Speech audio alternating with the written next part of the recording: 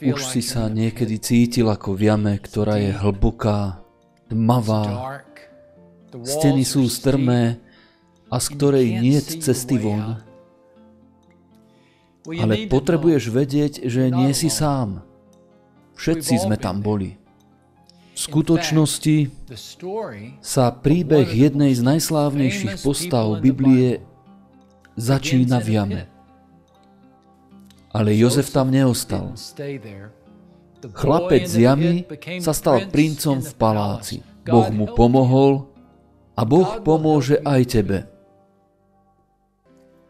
Možno to nebude bezbolestné, možno to nebude rýchle, ale Boh použije túto ťažkosť na niečo dobré. Takže sa nevzdávaj, nezúfaj, s Božou pomocou to zvládneš.